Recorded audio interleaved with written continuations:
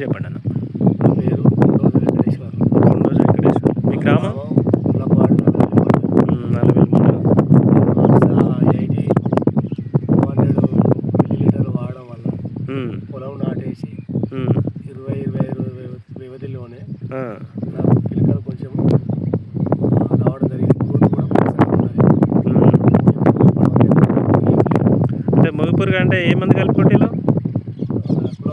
క్లోరాలో మనం ఇచ్చిన అప్సా కలిపి కొట్టిలు. ఓకే. దానివల్ల ఇంతవరకు అయితే ముగి పురుగు లేదు. పొలం అయితే బాగానే ఉంది, పచ్చగా వస్తుంది. ఇప్పటివరకు అయితే బాగానే ఉంది. మళ్ళీసారి కూడా వాడాల్సి చేద్దామని ఆలోచన. ఇప్పుడు వెంకన్న గారు, ఇప్పుడు మీ పొలం నాటేసి ఎన్ని రోజులు అవుతుందండి? ఇది 25 రోజులు. 25 రోజులు. మీకు ఇది పొలం కూడా అంతా చౌడు పొలం లెక్కనే ఉన్నది. చౌడు పొలమేనా టోటల్గా? ఎక్కడ మనకు మొగిపురుగు అనేది కూడా మనకు మొగిపురుగు లేదు. దాంతోపాటు మనకు చేను కూడా మనకు గ్రోత్ మంచిగా ఉన్నది.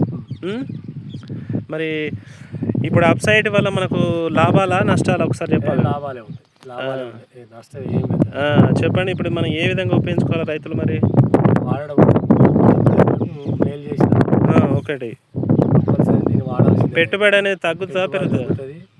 వాడాల్సింది, ప్రతి రైతు వాడితేనే బాగుంటుంది ఆలోచన. ఎకరానికి మనకు ఎన్ని గ్రాములు వాడాలి? ఎకరానికి 200 ml. 200 ml వాడాలి. ఓకే, సరిపోతుంది. దాంతోపాటు మీకు గంట కూలికల ఖర్చు కూడా తగ్గుతుందా పెరుగుతుందా? తగ్గుతుంది. మీ చేను చూడండి, అంత చేను కూడా అంత రైతన్నలు అందరూ గమనించగలరు. ఒకటే విధంగా మనకు కేవలం 20-25 రోజుల పంట ఇది. చేను అంతా కూడా మనకు మొగి పురుగు లేకుండా, దాంతోపాటు ఆ చౌడు పొలం అయినా కూడా ఎంత పచ్చగా ఉన్నది చూడండి.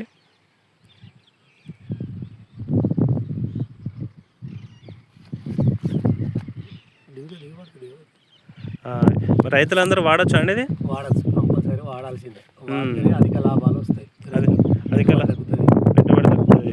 వాడాల్సిందే, వాడితేనే బాగుంటుంది ఆలోచన.